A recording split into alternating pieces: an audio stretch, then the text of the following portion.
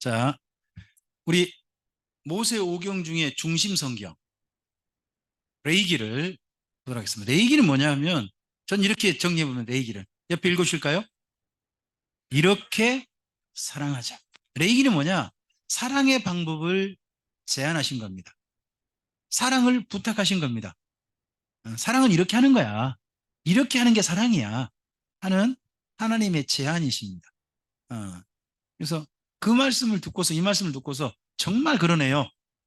공감하고 이 사랑의 일에 동참하고 동역하고 기꺼이 따라가는 거, 그걸 우리는 순종이라고 저는 생각합니다. 레위기는 크게 두 가지입니다. 하나님을 사랑해 달라는 겁니다. 그리고 또 하나요? 사람을 사랑해 달라는 겁니다. 두 가지입니다. 딱 두 가지. 십계명이 뭐죠? 십계명 몇 가지예요? 10가지죠. 근데 십계명을 두 개로 나누면요. 하나님 사랑, 이웃 사랑입니다. 예수님께서 그래서 질문을 이렇게 한번 들으신 적 있습니다. 계명 중 가장 큰 계명이 무엇입니까? 질문을 듣고서 하신 답변이 뭔가요? 첫째는 이와 같으니 너는 마음을 다하고 뭐 목숨 또는 성품을 다하고 힘을 다하여 내 하나님 여호와를 사랑하라. 이것이 크고 첫째가 는 계명이요. 내 이웃을 내 몸과 같이 사랑하라. 그리고 이 두 가지가요. 온 율법과 선지자의 강령이다 그렇게 말씀하죠. 강령이 뭐예요? 강령. 좀 말이 좀 어렵죠? 어려운데 본래 히브리어로 보면 이게 좀 음성이 끊겼다 그러네요. 본래 히브리어로 보면 못과 못이라 생각하시면 돼요. 못. 여러분 예전에 그 옥수수라든지 또는 뭐 양파나 마늘 같은 거 벽에다가 못 박아가지고 걸어놨던 거 기억나십니까? 거기에 다 매달리죠. 온 율법과 선지자의 계명이 뭐 613가지라든지 그렇게 다 있다고 하는 겁니다. 하지만 그 모든 것은 어디에 걸려 있다? 하나님 사랑과 이웃 사랑이 다 걸려 있다. 이거에 다 내용이다 하는 겁니다. 그게 강령이에요. 예수님께서 율법을 전체 정리하면 딱 두 가지밖에 없다. 뭐라고요? 하나님 사랑과 이웃 사랑이라는 겁니다. 예. 그러한 계명인데 그게 계명의 내용을 정리한 책이 한 권으로 정리한 거죠. 그게 뭐라고요? 레이기입니다. 하나님 사랑 방법이 뭐예요? 1장부터 10장이에요. 뭐예요? 제사입니다. 자, 내용을 좀 자세히 좀 볼까요? 이렇게 봐보죠. 1장부터 10장은 하나님 사랑법이에요. 하나님을 사랑하는 방법이 뭐라고요? 제사. 그럼 요즘으로 해보세요. 요즘 우리로 하면요. 하나님 사랑하는 우리에게 딱 대표되는 방법이요. 예배인 거예요. 저는 그래서 예배는 소중히 한다고 생각해요. 왜요? 예배가 다른 게 아니에요. 하나님을 사랑할 수 있는 대표적인 표현 방법이에요. 그것도 누가 제시하신? 하나님께서 제시하신 방법이니까 우리는 소중히 하는 거예요. 그 다음 대상이 누구예요? 가족을 사랑하는 거예요. 사람 사랑 중에 누가 대상이에요? 누구를 우선해야 돼요? 가족이에요. 여러분 이 말은 맞는 말이에요. 성경도 똑같아요. 팔은 그러니까 장모님을 위하는 대통령도 계시잖아요.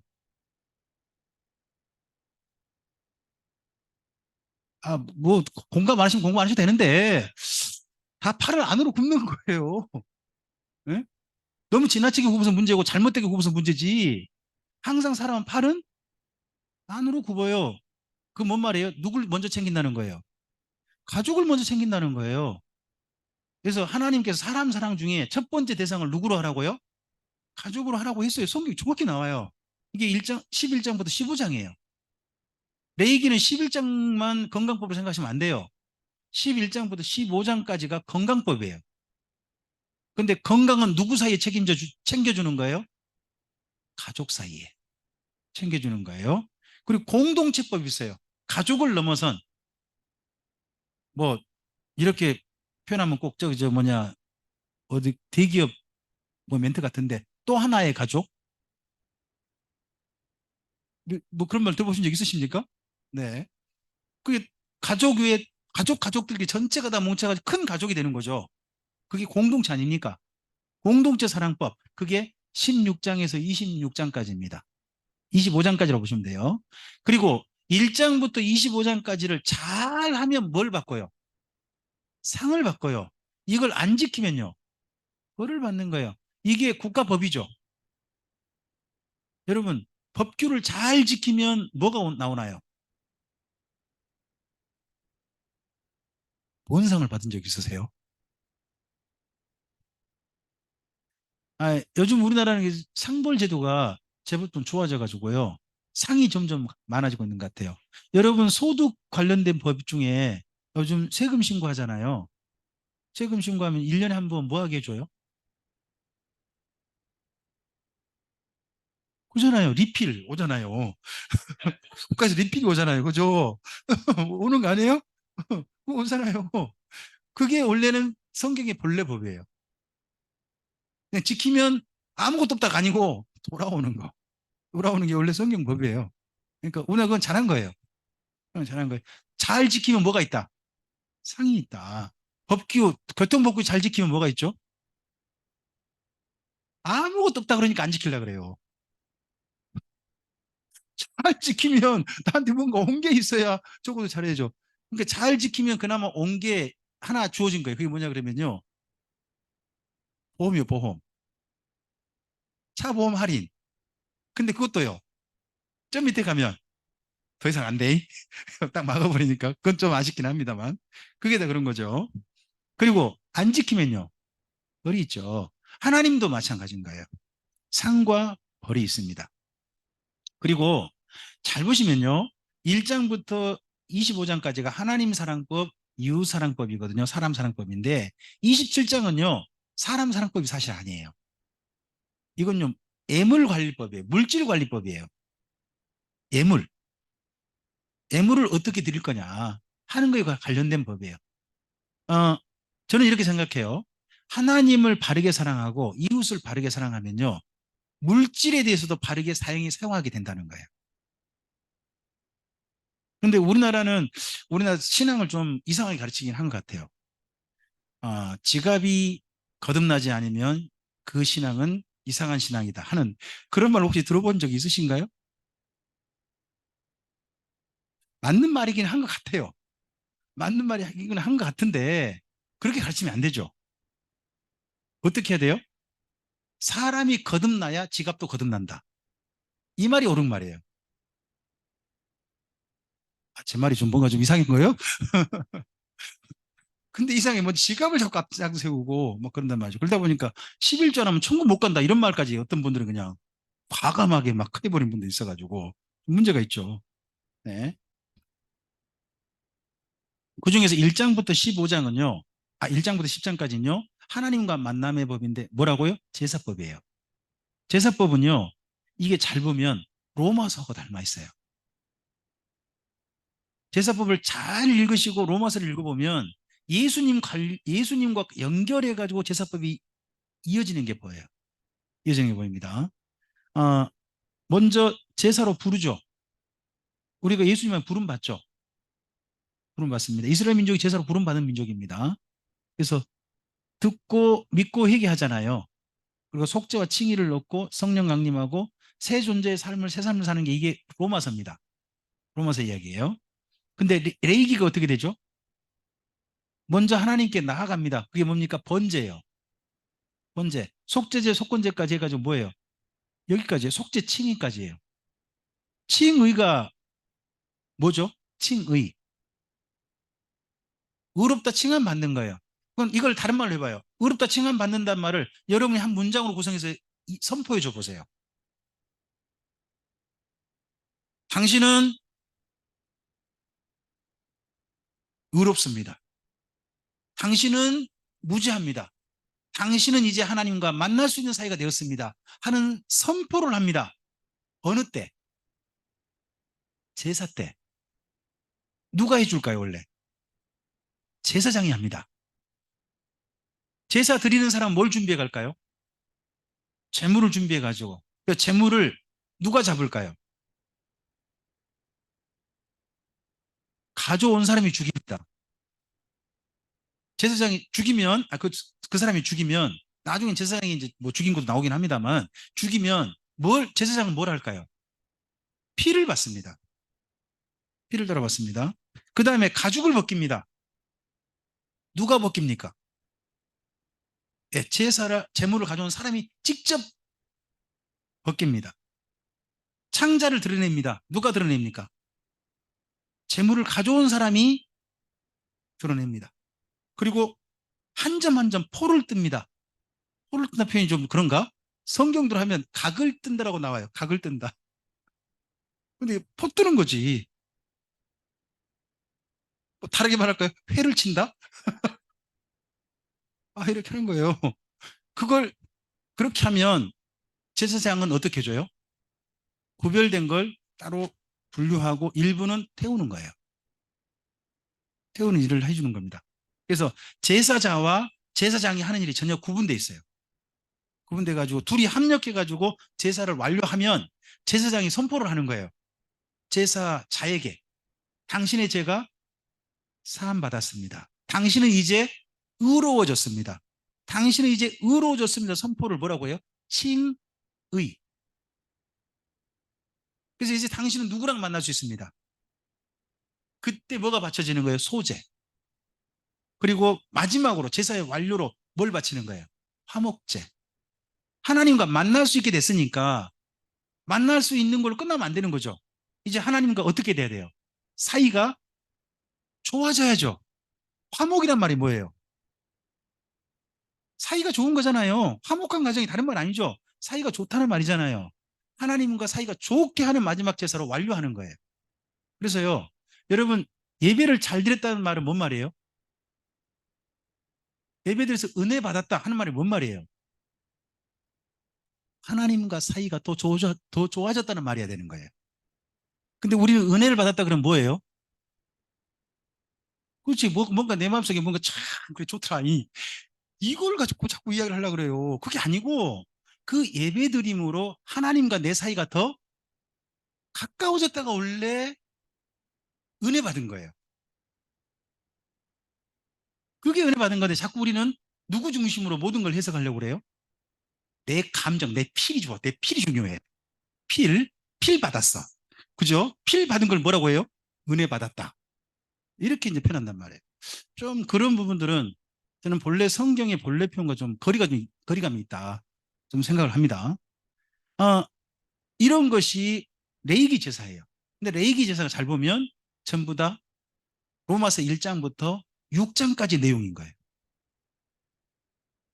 여기까지 이루어지고 난 다음에 자, 잘 보세요. 레이기도 잘 보면 1장부터 10장까지 하나님께 제사를 드리잖아요. 제사 드리고 나면 그 다음에 어떤 삶으로 이어져요? 사람을 사랑하는 삶으로 이어지잖아요. 11장부터 마찬가지로 로마서도요. 하나님께서 예수님을 통해서 우리를 구원하실 준비를 하세요. 그리고 구원의 완성을 누가 시켜주시죠? 성령님이 해주시는 거예요. 8장에서 그죠? 근데 이걸 유대인들은 잘 안 받아들이고 이방인들은 다 받아들이고 있잖아요. 이러면 하나님 그렇지만 결국 하나님의 경륜이 이루어질 거예요. 이 구원 안에 들어온 사람들은 이제 로마서 12장부터 어떤 삶을 살아야 돼요? 예, 사람들을 사랑하는 삶을 사는 거예요. 마치 꼭 몇 장처럼 레이기 11장 이후처럼. 그래서 레이기를 잘 보시면 레이기가 사실은 로마서 구조하고 닮아 있는 게 보일 거예요. 이제 이걸 보면 뭐가 보이느냐? 바울이 바로 구약 성경의 달인이라는 거예요. 구약 성경 이런 구조들을 능수능란하게 활용하는 거예요. 근데 그것이 다 누구 안에 해석되는 거예요? 바울은요? 예수님 안에서. 예수님 안에서 해석돼가지고 예수님 안에서 우리가 이렇게 살아야 되는 거였구나. 사실 이게 구약이 이것은 예수님께로 오는 그림자였을 뿐이구나. 진짜 우리는 예수님 안에 진짜 삶을 이제 살게 되었구나. 그러니까 구약 성경은 뭐고 모델하우스고 우리 이제 어디 들어갔구나. 아파트 들어가 살게 됐구나. 누구 덕분에? 예수님 덕분에. 하는 걸로 이해하고 쓰고 있는 성경이 로마서라는 거죠. 이런 부분들은 구약 성경을 읽으면서 여러분 자꾸 뭐가 연결될 수 있으면 좋으냐면 신약 성경이 보였으면 좋겠어요. 구약 성경은 뭐냐? 신약 성경을 해석할 준비를 하시는 거예요. 대신에 신약 성경은 구약 성경을 통해서 누구를 통해서 신약 성경이 보이는 거예요? 예수님이라고 하는 안경. 그 안경을 통해서 보이는 거예요. 뭐 제사의 부분들은 구약의 제사와 신약의 제사 약간 좀 다르거든요. 다릅니다. 신약의 제사는 우리가 하나님 예수 제물이 없이 하나님 앞에 나가죠. 그래서 우리는 이걸 뭐라고 해요? 아예 예배라는 말을 씁니다. 그래서요, 저는 사실 그렇습니다.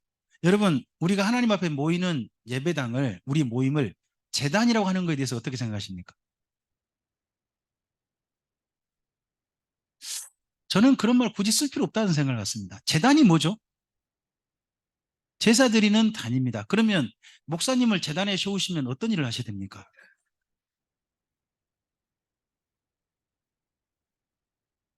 좌우에 날성검으로 일단 팍 찔러야죠. 피를 다 빼고, 그리고 껍질을 벗기고 창자를 떼고 모든 예배 때마다 김명주 목사를 그렇게 난도질을 하고 있으면 저 지금 기분이 이제 짜릿할 것 같습니다. 좀 그렇죠, 그건. 그래서 재단에 세운다는 건 좀 그러고요. 그리고 헌금을 드리는 것도 자꾸 재물을 드린다는 표현을 쓰신 분들이 있습니다. 그런 부분들은 우리가 좀 쓰지 않을 편이라 생각합니다. 그래서 우리의 목사님들은요, 강단에 세우셔야 됩니다. 재단에 세우지 마, 제발 재단에 세우지 마시고 강단에 세워주시고, 네, 그리고 헌금은요, 재물이 아니라 예물이라는 표현으로 꼭 좀 바꿔서 써주셔서 우리의 예배가 제사가 필요한 예배는 더 이상 없습니다. 제사는 누가 완결하셨습니까? 예수님이 완결했습니다. 이제는 우리의 삶과 고백을 예수님 안에 담아서 예배로 잘 드렸으면 좋겠습니다. 네. 그리고 11장부터 15장이 뭐라고요? 건강 관련 법입니다. 우리는 이제 우리 에스라 성경 강좌에서는 11장을 굉장히 강조합니다. 사실 시작이거든요. 이웃사랑의 시작은 뭐예요? 먹는 데서 출발합니다. 건강은 어디서 출발합니까? 먹는 데서 출발합니다. 사랑은 어디서 출발합니까? 먹는 데서 출발합니다. 여러분, 누구를 사랑하십니까? 먹는 걸 가지고. 먹는 걸 가지고 나를 사랑하는 사람이 있고요. 먹는 걸 가지고 너를 사랑하는 사람이 있습니다. 먹는 걸 가지고 나를 사랑하는 사람은 어떤 음식을 먹을까요? 내 입에 좋은 음식을 먹으려고 합니다. 먹는 걸 가지고 너를 사랑하는 사람은 어떤 음식을 준비할까요? 그 사람의 건강을 위한 음식을 준비할 겁니다. 몸을 위한 음식을 준비할 겁니다. 자, 그래서 11장은 원래 누가 들어야 할 말씀일까요? 잘 보면 11장은요, 그 집의 사랑의 출발이 어머니인 게 보입니다. 식탁 준비 누가 합니까? 요즘은 셰프가 남자들이 많습니까? 근데 과거로 돌아가면 원래 누가 해야 될 일입니까? 그러면 가정의 사랑의 출발은 누가 먼저 시작하는 겁니까? 저는 아빠라고 생각하지 않습니다. 식탁을 책임지는 분이 가족 사랑의 시작을 책임지는 겁니다. 거기서 사랑을 배우는 겁니다. 그래서 이스라엘 민족은요, 식탁에서 굉장히 많은 일이 이루어집니다. 식탁에서 많은 일이 이루어져요. 사랑이 이루어지고, 가르침이 이루어지고, 네, 배움이 이루어집니다. 서로 간에 이야기가 이루어지고, 가족 간의 사랑이 이루어진 장소가 식탁입니다. 식탁을 소중히 했으면 좋겠습니다. 저는 제 아내의 사랑이 잘 생각해 보면 늘 식탁에 있었던 걸 기억합니다. 근데 제가 제 아내의 사랑을 몰라준 게 참 많았던 거죠. 그 식탁을 제 아내가 한 번도 저한테요, 이거 먹고 죽어버려라라고 차려준 게 한 번도 없었습니다. 혹시나 여기 계신 여자분들 중에 제발 이거 먹고 죽어버려라 하고 차려주신 분 계십니까? 그 식탁을 왜 차려주셨죠? 왜 차려주셨어요? 가족을 사랑하지 차려주시지 않았나요? 거기서 이웃사랑이 출발하는 겁니다. 사랑을 배우는 겁니다. 가족이 식탁에서. 그리고 그 다음에 또 12장도요. 누구 이야기냐? 여인 이야기입니다. 아기를 낳고 난 다음에 여인이 뭐 해야 한다는 겁니까? 몸이 약해졌으니까 산후정결 몸을 관리해야 한다는 겁니다. 근데 여인이 몸을 관리할 수 있도록 누가 돌봐야 될까요? 그건 여인이 할 일이 아닙니다. 남자들이 해줘야 될 일입니다. 여인이 그걸 할 수 있도록. 저는 제 어머니가 제 밑으로 여동생 3명을 낳았거든요. 여동생 3명 낳았는데 막내 여동생이 태어날 때를 압니다. 직접 봤거든요. 제 어머니가 막내 낳는 광경을. 저는 아기 낳는 광경을 몇 번 못 봤는데 제 막내 여동생 태어날 때 봤고 우리 집 아이들이 태어날 때 몇 번 봤습니다. 봤는데 막내 여동생 태어나고 난 날 저희 어머니가 그날 밭에 일하러 가셨습니다. 예전에 딸을 낳으면요. 따님들이 참 그 부모님들의 소원 때문에 이름에 피해를 입은 분이 많습니다. 제 이모님 성함 중에 이런 이름이 있습니다. 끝내. 해가지고 한자로 바꿔가지고 말래. 진짜 성함이 그래요.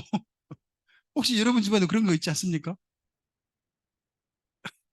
참, 그 아드님에 대한 그런 게 좀 있는데, 그래서 여성들이 피해를 참 많이 봐요. 아이를 낳고 난 다음에. 근데 그 여성이 정말 몸을 잘 관리할 수 있도록 돌봐야 될 책임을 누가 져줘야 되냐? 남편이 져주는 겁니다. 그렇지 않습니까? 그래서 저는 11장은 먼저 어머니들이 읽으셔야 될 성경이라고 생각하고 12장은 그 안에 남편들이 읽으셔야 될 성경이라고 생각합니다. 꼭 이런 말씀 가지고 거꾸로 하는 분 있죠. 내 아내를 내 몸과 같이 사랑하라 하는 말은 누가 읽습니까? 내 남편을 주 안에서 복종하란 말은 누가 읽습니까? 아, 여러분 그런 경우 역시 없으시군요. 내 남편을 주 안에서 복종하라는 말은 주로 남편들이 읽고요. 예? 내 안에서 예수님, 내 아내를 예수님과 같이 사랑하라는 말은 주로 아내들이 읽는 경우가 많습니다. 그러니까 이 말을 언제 써먹습니까? 이 말씀을. 네? 싸울 때 그걸 말 좀 다른 말로 바꿔봐요. 미울 때. 하여튼 그렇게 써먹잖아요. 그러지 말고 본래 대상, 말씀을 정말 지켜야 할 대상이 그 말씀을 바르게 읽었으면 좋겠습니다. 사람은요, 내가 해야 할 것을 찾는 겁니다. 13장은요, 13장부터는 나병에 대한 거거든요. 나병에 대한 거예요. 나병은 어떻게 해요? 격리가 필요해요, 격리. 여러분 요즘 코로나 때문에 뭐가 이루어집니까? 격리하지 않습니까? 격리하는 것 때문에 사실 교회가 피해를 입은 게 많죠. 사실 그렇습니다. 정말 그렇습니다. 근데 교회만 피해 입은 게 아닙니다. 수많은 그 임대업을 했던 분들이 다 피해를 입었습니다. 여기 비아동에 그 초등학교가 하나 있어요. 비아초등학교라고. 그 앞에 문구점이 3개가 있었어요. 3개 있었는데 코로나 끝나니까요. 1개 남았어요. 다 문 닫았어요. 제가 조대 정문 조선대라는 대학이 있거든요. 그 정문 갈 때마다 코로나 때 보면 그 정문에 가득 있는 집들이 다 인쇄집이에요. 인쇄 복사물 하는 집들이거든요. 근데 창문에가 뭔가 잔뜩 끼어가지고 있는 거예요. 요즘 가보면 그 집들이 다시 불을 밝히고 일하고 있는 게 보여요. 그 사이에 그 집들은 견뎌낸 거죠. 수익도 없으면서 견뎌낸 거예요. 하지만 어떤 집들은 견뎌내지 못한 거죠. 근데 대부분 교회, 임대교회들, 이제 교회 임대 가지고 개척한 교회들, 개척 시작한 교회들, 그런 교회들은요. 성도 수가 워낙 없으니까 비용이 감당 안 돼서 교회를 폐쇄하고 하는 일이 많았던 거죠. 그러니까 교회만 그런 게 아니에요. 정부 시책을 가지고 그걸 가지고 이 정부가 교회를 비판했다. 그렇게 생각할 수 있죠. 입장이니까, 개인 입장이니까. 하지만 그렇게 하는 게 사실 성경적으로 옳은 거예요. 그게 어디서 읽어야 돼요? 13장, 14장이에요. 레이기 13장, 14장에서는요, 나병이 걸리면 어떻게 하라는 거예요? 격리하라는 거예요. 전염병은 격리하는 게 옳은 거예요. 이게 건강을 위해서. 여러분, 저희 집에 코로나가 얼마 전에 돌았어요. 근데 코로나인 줄 몰랐던 거죠. 이 막내 녀석이 고등학교를 다니는데, 아니, 학교 갔다 와서 방학을 했는데 집에서 콜록콜록하고 맨날 집에 가서 다니는 거예요. 에어컨이 심하게 틀어져서 그런가 어쩐가 했는데 그래서 자꾸 들어가 봤죠. 그래 콜록거리면서 자꾸 컴퓨터를 너무 오래 하니까 좀 끄고 좀 자라. 제가 여기서만 자다가 여기 리모델링 하는 바람에 2층 가 자게 됐거든요. 제가 5년 만에 드디어 별거를 하다가 다시 가족이 합쳤어요. 근데 올라가서 그 자꾸 방을 드나들더니 갑자기 그로부터 한 주간 지나면서 저한테 설사가 막 있는 거예요. 전 설사가 있어서 제 몸이 그냥 뭘 잘못 먹었나? 며칠 계속 되니까 뭐야 이게 속이 좀 이상하다. 근데 잘못 먹은 거 너무 자꾸 그러니까 좀 이상했는데 갑자기 또 이제 목이 확그톡 쏘더만요. 물 마시는데 물이 그냥 아파요, 아파. 물을 마시는데 목이 아파요. 그래서 아무래도 이상하다. 몸이 또 몸살기가 있고 하니까 저기 보건소에 가가지고 한번 검사해 봤더니 그 다음날 날라왔더라고요. 코로나 양성입니다. 아, 이 녀석이 기어이 가져온 거예요. 그래가지고 제가 걸렸죠. 그래서 우리 집에 위에 3명 살았거든요. 우리 애들은 딴 데 쪽하고 우리 아들 걸리고 그 다음 제가 걸린 거죠. 제가 걸리고 나면 한 사람 안 걸린 사람 한 사람 남은 거예요. 누구요? 제 아내 남았죠. 제 아내는 피해 갔을까요? 끝내 걸렸을까요? 왜 걸렸을까요? 격리를 안 한 거예요. 성경대로 보세요. 격리를 안 한 거예요. 그러니까 성경대로 제대로 지키면 우리가 사실 많은 것들에 건강에 유익해요. 가족을 사랑하는 법이 뭐예요? 때때로는 격리하는 거예요. 그것도 가족을 사랑하는 법이란 말이에요. 음. 이것도 좀 우리가 좀 제대로 읽으셔야 될 것 같고요. 그리고 부부 간에는요, 아무리 사랑이 뜨겁더라도 상대편의 몸이 약할 때는요, 서로 간에 사랑을 요구해서는 안 돼요. 약할 때는 그 여인의 몸을 또는 남편의 몸을 돌봐주는 거죠. 여인들이 특별히 한 달에 한 번 마법에 걸린다 그러잖아요. 그죠? 그럴 때는 아무리 사랑하고 싶은 마음이 뜨겁더라도 참아줘야 되는 거죠. 몸이 약하니까. 그런 이야기가 들어있는 게 15장이에요. 그래서 잘 보세요. 11장부터 15장까지, 레이기 11장부터 15장은요, 누구 사이에 지켜야 할 법이에요? 전부 다 가족이에요, 가족. 다 가족 안에서 이루어질 일이에요. 가족을 사랑하는 법이에요. 그런데 11장부터 15장까지 딱 가보면 가족 사랑은 딱 이걸로 표현돼요. 건강이에요. 가족 사이에서 가장 중요한 사랑을 표현하는 방법이 뭐래요? 건강을 챙겨주는 거라는 거죠. 11장만, 이제 산청 가시면 11장을 워낙 노 목사님 강조하시죠. 거기서는 따로 배우시고요. 저한테 들으실 때는 11장부터 15장까지 함께 읽으시라는 걸 들으시는 거예요. 가족을 전반적으로 사랑하는 법을 배우시기 바랍니다. 식사만 있는 게 아닙니다. 식사만 있는 게 아니다는 거, 이런 부분들 함께 보셨으면 좋겠습니다.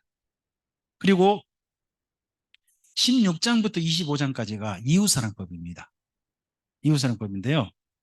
이웃사랑법은 먼저 하나님과의 관계에 출발해서 출발합니다. 16장이 대속죄일이거든요. 이스라엘 민족 전체가 하나님 안에서 건강한 만남이 이루어지는 공동체가 돼야 한다는 겁니다. 저는 어떤 사회가, 특히 공동체가요, 하나님을 저주하는 사회로 되어가면 안 된다고 생각합니다.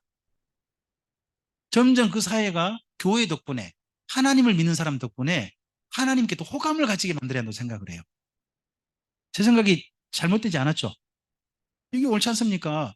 예수님도 이렇게 말씀하시죠. 너희 빛을 사람들에게 비추어서 너희 착한 행실로 말미암아 하나님 아버지께 영광을 돌리게 하라. 이게 옳잖아요. 그죠? 근데 교회 덕분에 아, 하나님 믿기 싫다. 잃어버리면 정말 불행한 거죠. 여러분 어떠세요? 요즘 우리나라를 보면 하나님과 더 가까워진 것 같으세요? 아니면 교회 덕분에 하나님과 더 멀어지는 것 같으세요?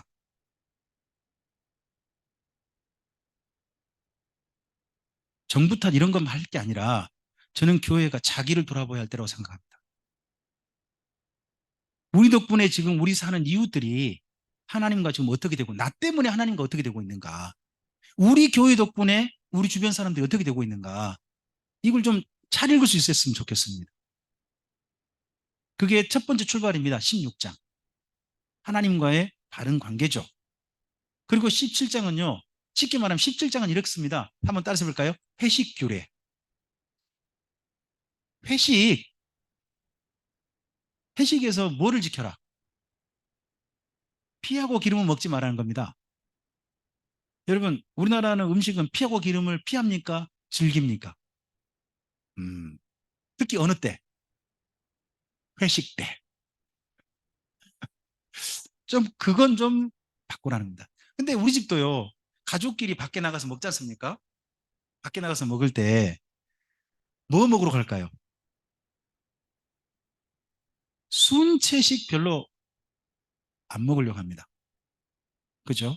근데 우리 가족은 참 고마운 게 그나마 채식을 좋아해가지고 채식 뷔페를 가려고 합니다. 근데요, 여러분 채식 뷔페 가면 어딘지 아세요? 강제해서 안심하고 먹을 수 있는 채식 뷔페. 살림이라는 데가 있습니다. 살림. 백운동에 가면. 거기가 안식교 교인이 운영한 데입니다. 예수 믿는 분이요. 한 분 장로님이 여기 첨단에다가 바로 옆에가 첨단이거든요. 거기다가 마음에 진짜 큰 열망을 가지고 채식 뷔페를 마련했어요. 마련해가지고 결국 어떻게 됐을까요? 아시잖아요. 여러분도 아시네요. 예수 믿는 분이요. 채식 뷔페 하면요. 문 닫아요, 결국. 뭘 해야 오래 갈까요? 아시네요. 17장의 역전이죠. 17장의 역전. 좀 생각해 볼 만한 부분입니다. 그리고 18장부터 20장은요. 성윤리의 바탕을 둔 이웃사랑이에요. 자, 따라서 해볼까요? 이웃사랑은 성윤리에서부터 출발한다. 네, 가장 중요한 겁니다, 이게. 18장 자체가 성윤리예요. 바른 성윤리. 바른 성윤리에서 그 다음 이웃사랑이 이어지는 거예요. 저는 그래서요, 동성애에 반대합니다. 저는 동성애 반대합니다. 그건 바른 이웃사랑이 아니에요. 바른 성윤리가 아니에요. 교회가 결코 동성애에 대해서 받아들여서는 안 됩니다. 국가의 법이 어떻게 제정되든 간에 저는 대한민국 법이 저희가 반대도 제정될 거라고 생각합니다. 왜요? 우리보다 먼저 기독교 국가들이 다 받아들였어요. 유럽은 더 이상해요. 유럽은요, 기독교 국가의 종주국이라는 나라가요. 짐승과도 관계해도 괜찮다 이런 법도 있고요. 미쳤죠? 그럼 미친 내용들이 우리나라 들어올 거예요. 왜요? 먼저 본을 보였거든. 다 들어올 거예요. 하지만 교회가 그걸 받아들여서는 안 되는 거죠. 교회가. 세상이 그러한다 할지라도 끝까지 하나님과의 제사를 지켜갔던 노아를 기억했으면 좋겠어요. 노아를. 우리가 가져가야 될 기본은 한결같이 변치 않아야 됩니다. 성윤리가 가장 기본입니다. 가장 기본이고 거기에 바탕을 둬서 그 다음 이웃사랑으로 가는 겁니다. 이웃사랑. 성경을 잘 기억하시기 바랍니다. 이웃사랑의 출발은 무슨 윤리에 출발한다? 그게 18장입니다. 18장 이후가 바로 그렇게 되는 겁니다. 그러고 난 다음에 19장, 20장이 이웃사랑법이거든요. 네. 근데 18장의 맨 마지막 부분은 참고해서 읽으셔야 됩니다. 18장을 좀 가실까요? 18장 24절부터 보시기 바랍니다. 24절부터 30절까지. 앞으로 이스라엘 민족의 멸망, 흥망성쇠에 굉장히 중요한 기준입니다. 역사 속에 실현된 기준이기도 하고 오늘 우리에게도 여전히 저는 이게 유효할 거라고 믿습니다. 저는 그래서 이 부분은 꼭 기억하셔야 한다고 생각합니다. 자, 24절부터 30절까지 읽어주시겠습니다. 너희는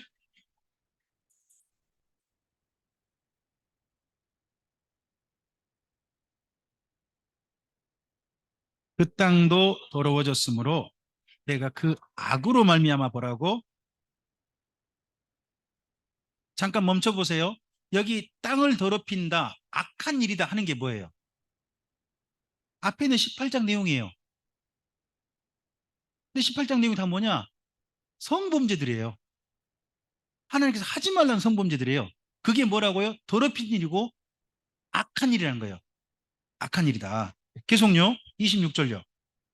그러므로 너희 곧 보리민이라 내 규례와 내 법도를 지키고 이런 가증한 일에 하나라도 행하지 말라. 너희 전에 있던 그 땅 주민이 이 모든 가증한 일을 행하였고 땅도 잠깐 멈춰 볼까요? 자, 가나안 일곱 족속이 지금 현재 가나안 땅을 살고 있었죠. 가나안 일곱 족속이 쫓겨난 이유가 뭐예요? 땅을 더럽혔다는 거예요. 특별히 뭘 가지고? 성범죄. 성범죄를 더럽혔다는 거예요. 자, 그 다음 계속요. 28절 이하입니다.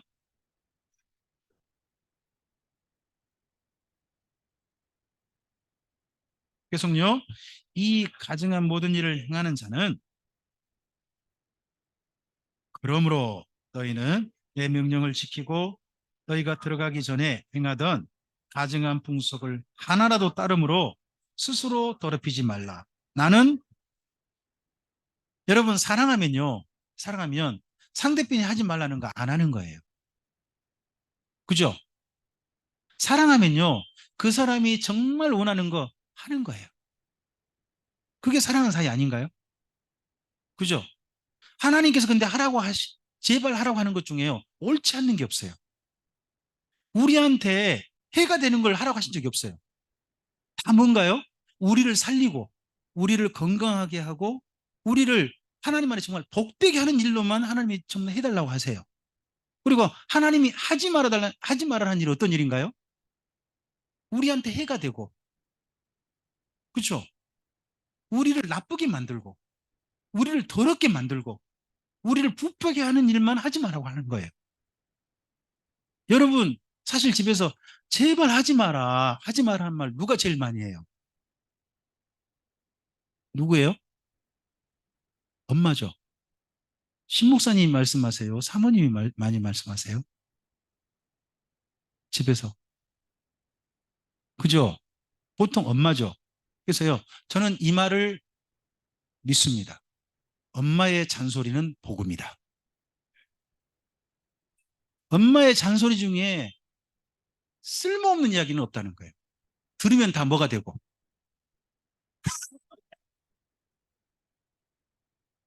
예, 기세등등하시네요. 그렇죠. 사실 그렇죠.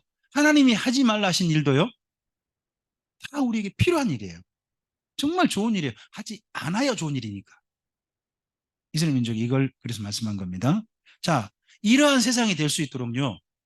이렇게 가족을 사랑하고 이웃을 사랑하고 하나님을 사랑하는 일을 위해서요. 누가 필요할까요? 사람들의 공동체 가운데 일할 수 있도록. 민중 전체가 이런 일을 스스로 해가기가 쉽지가 않아요. 그러니까 일할 수 있도록 그 공동체가 일할 수 있도록 누가 필요할까요? 지도자예요.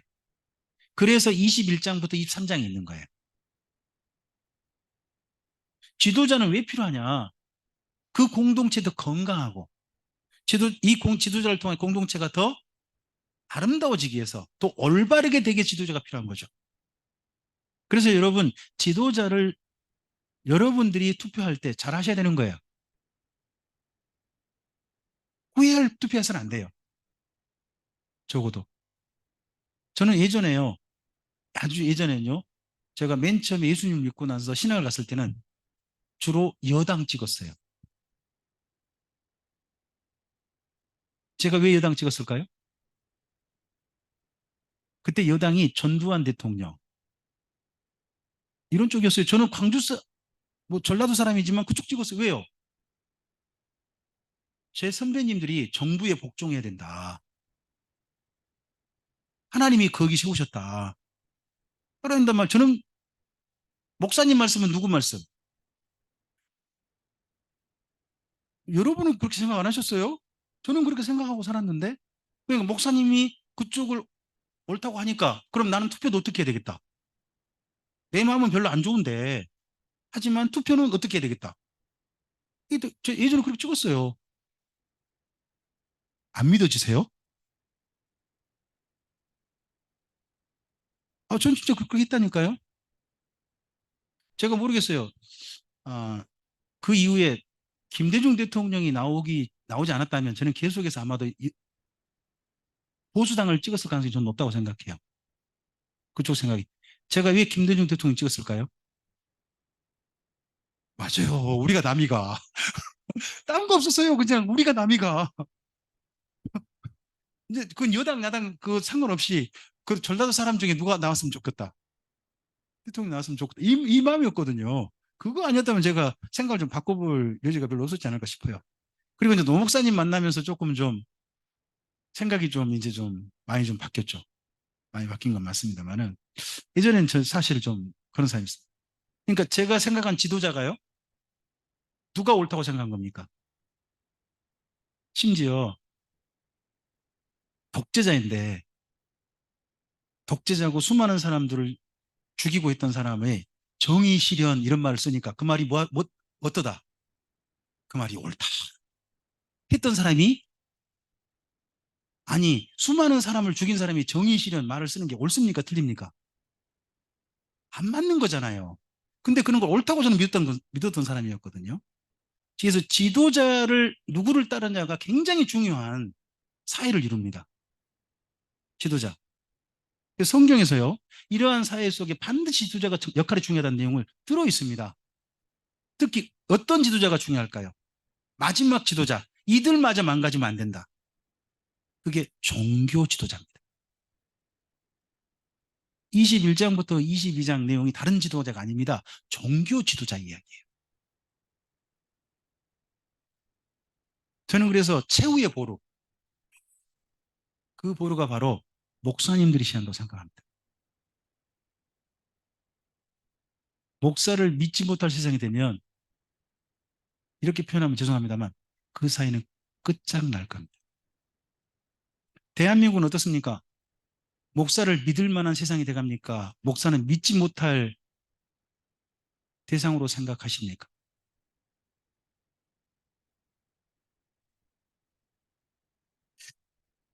슬픈 진단은 안 했으면 좋겠습니다. 자, 그리고 그 사회가 그런 사회가 되도록 사회가 될 때 너무 딱딱하지 않습니까? 근데 사회 속엔 즐거움이 있어야 합니다. 서로 그게 뭐예요? 절기예요. 절기가 왜 필요한 거예요? 즐겁기 위한 겁니다. 공동체가 모인 게 즐겁기 위해서. 저는 그래서 교회에서 하는 성탄절, 부활절, 맥주감사절 또는 추수감사절 이런 절기 있죠. 그 절기가 어떤 날 해야 될까요? 헌금을 얼마 해야 될까? 이런 고민한 날이 되면 안 되는 거죠. 그런 날은 어떤 날 해야 돼요? 즐거운 날. 그런 날이 되도록 누가 준비해 주셔야 돼요? 목사님들이 하셔야죠. 성도님들이 그날을 즐겁게 절기를 즐길 수 있도록 누가 준비해 줘야 돼요? 저는 그래서 지금 하기가 좀 쉽지 않은데요. 어쨌든 이제 저 밖에 나가서 이제 강좌도 할 수 있고 하니까 여러분께 또 부탁도 좀 드려보고 싶어요. 저는 제가 밖에서 강좌를 하면 그 비용을 교회에 따로 헌금해가지고 어, 초성 퀴즈 마련 준비 헌금이라고 해서 따로 드렸어요. 그래가지고 그걸 이제 저금으로 좀 쌓아놨다가 1년에 두 번 부활절 때하고 추수감사절 때 좀 요청하죠. 30만 원 정도 좀 주세요. 요청해가 제가 선물을 사요. 제가 선물을 사고 주일학교에서 문제 좀 주세요. 학생에서 문제 좀 주세요. 하고 제가 문제 준비해서 전체 초성 퀴즈라는 잔치를 주일 오후에 하는 거예요. 그 비용 누가 준비한 거예요? 제가. 그 선물 누가 준비한 거예요? 제가. 누가 즐겨요? 성도님들이. 그 예배 시간만큼은 집중력 좋은 시간 제가 못 봤어요. 얼마나 집중력이 좋은지 한 사람도 안 졸아요. 또 즐거워하세요. 절기는 어떤 시간이 한다? 그걸 누가 준비해 주시라? 목회자들이 해주시라는 거죠. 그런 게 필요하다고 저는 생각해요.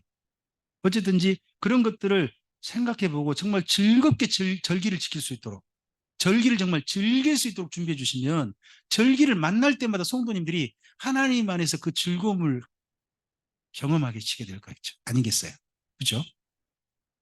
그리고 24장은 그거예요. 하나님과 관계가 지속되는 공동체 한다는 거죠. 관계가 끊어져서는 안 된다 하는 겁니다. 그리고 25장에서는요. 열심히 살았음에도 불구하고 쫄딱 망한 사람이 있는 겁니다. 그럴 수 있잖아요. 그런 사람들한테 무슨 기회를 줘야 한다는 거예요. 요즘 그 우리나라에 그런 제도 있죠. 회생? 회생이라는 제도 있잖아요. 그게 원래 여기 25장 정신이에요. 이스라엘 민족은 무려 몇 년 전에 3,500년 전에 이걸 준비한 거예요. 우리나라는 인제하고 있죠. 인제 3,500년 늦은 거죠. 우리나라는 3,500년 하나님이 말씀하신 제도인데 이게 이웃사랑법입니다. 이런 것들 중에 방금 1장부터 제가 25장까지 말씀드렸거든요. 지키지 못할 말씀이 있었나요? 지킬만 하죠. 또 지켜서는 안 될 말씀이 있었나요? 다 지킬 만한 말씀이죠. 그리고 할 수 있는 말씀이었던가요? 못할, 이건 차마 못 지키겠어. 도저히 못하겠어 하는 말씀이었나요? 다 할 수 있는 한도 내에서 주신 말씀이죠. 그러다 보니까 나중에 모세가 이런 말을 하는 거예요. 하나님의 말씀은 하늘 높은 데도 있지 않고 바다 깊은 데도 있지 않다. 내 입에 있고 내 마음에 있으면 기꺼이 지킬 수 있다. 하는 말씀을 나중에 신명기에서 하는 거예요. 그리고 이 말씀을 지키면 뭘 주시겠다고요? 복이에요. 두 가지예요. 뭐라고요? 바라크와 네. 그 대신에 지키지 않으면요. 또는 버리라고 해요. 근데 이 말이 뭐냐 그러면요. 아라르거든요. 저주란 말이. 뭐예요? 옆에 읽어주세요. 아라르 옆에. 뭐가 저주예요? 하나님께서 영원히 안 만나주신 게 저주예요. 저주는요, 오늘 내 삶에 뭔가 불행한 일을 겪는 게 저주가 아니에요. 자꾸 그걸 저주라고 생각하세요. 그렇지 않아요. 하나님과 영원히 만날 수 없는 사이가 되는 것이 저주예요. 저주를 바르게 이해하셔야 돼요. 자칫 오늘 내 삶에 어떤 불행한 일을 겪으면 난 지금 뭐 받았다? 틀린 거예요. 불행한 사건을 겪은 것 뿐이에요. 그 사건 속 하나님과 만날 수 있으면요. 그건 불행한 사건일 뿐인 거예요. 하지만 하나님과 만나지 못하게 되면요. 그게 저주인 거예요. 이스라엘 민족에게 저주는 바로 그겁니다. 오늘 우리에게도 마찬가지인 거죠. 근데 여기 신명기는 이렇게 이야기하는 거예요. 저주는요. 저주할 짓거리를 처음부터 하지 말라는 거예요. 맨 처음 레이기는 어떻게 하냐 그러면 벌이 단계가 높아지거든요. 근데 신명기는 15절 시작할 때부터 저주를 퍼부어요. 너 이러면 결국 뭐 받는다? 저주 받는다. 그러니까 처음부터 그런 일을 하지. 이걸 가지고 예수님이 뭐라고 그랬죠? 악한 일은 시작도 하지 말란 말씀이 신약 성경에 있죠. 그런 말씀이 여기 신명기 정신인 거예요. 신명기 정신. 이상의 율법을 주신 목적이 뭘까요? 목적. 자, 한 7가지만 정리해 봤어요. 더 많습니다만은 7가지만요. 1번 읽어주세요. 다른 사람과 구별되는 거예요. 이런 말씀을 잘 지키면. 두 번째는요. 쉐킬라, 세굴라라겠죠? 정말 그가 정말 값져 보이는 거죠. 멋져 보이는 거죠. 저는 한 여성이 너무 있었어요. 70세가 넘으신 여성이었고 몸에 암이 있는 여성이었어요. 그 여성이 젊었을 때는요. 음악의 여왕이었어요. 근데 그 여성이 자기 아버지가 나치였던 것을 확인하게 돼요. 가장 화려하게 나갈 때 로마의 휴일이라는 그 영화를 찍으면서 가장 화려하게 나갈 때 그때 그러면 돌연 은퇴를 해요. 그리고 70세가 넘도록 아프리카에서 그 흑인 아이들을 돌보면서 홀로 돌보며 보내지내요. 그러다가 한 기자가 찾아갈 때 몸에 암이 있었어요. 그 후에 얼마 있다가 죽었죠. 근데 그 여성이 그 아이를 안고 환하게 웃는 그 사진이요. 지금도 가장 아름다운 사진이에요. 그 여인 이름 아시죠? 오드리 헵번이라는 여인 아닙니까?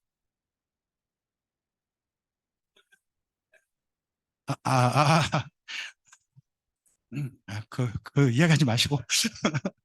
하여튼, 그 모습이 진짜 아름답잖아요. 75세가 돼서 이미 음악의 여왕도 아니고, 예? 외모도 그러고, 흑인을 안고 있고, 옷차림은 이미 그 차림도 화려한 차림도 아니고, 몸에는 암이 있고, 곧 죽는데, 그 모습을 우리가 아름답게 보잖아요? 그게 뭐예요? 보배예요. 우리가 보배되는 건요, 다른 데 있지 않아요. 가장 아름다운 일을 하는 사람으로 주님 앞에 있는 거죠. 그게 보배가 되는 거죠. 그 다음에 세 번째요. 삶과 복입니다. 여러분, 율법은요, 천국 가서 지키는 거 아닙니다. 천국은 아마 당연히 지킬 겁니다. 율법은 이 땅에서 지키는 겁니다. 그래서 율법의 유효한 기간은 이 땅의 삶의 기간입니다. 하나님 안에서 부름받고 난 삶을 살 때, 그때 율법이 필요한 겁니다. 그 다음에 네 번째요. 네, 다섯 번째요. 여섯 번째요. 일곱 번째요. 결국은 율법은 다른 데 있지 않습니다. 하나님을 사랑하는 겁니다. 자, 이러한 율법대로 이스라엘 민족이 제대로 살았을까요? 못 살았을까요? 시작부터 잘 됐으면 민수기가 없을 겁니다. 잠깐 배웠으니까 휴식하셨다가 이스라엘 민족이 잘 지켰는지를 살펴보는 시간 갖도록 하겠습니다. 휴식합니다. 지금 4시 10분이거든요. 4시 20분까지 휴식하시고 그리고 난 다음에 그 다음 민수기 강좌 이어가도록 하겠습니다. 네, 수고하셨습니다. 감사합니다.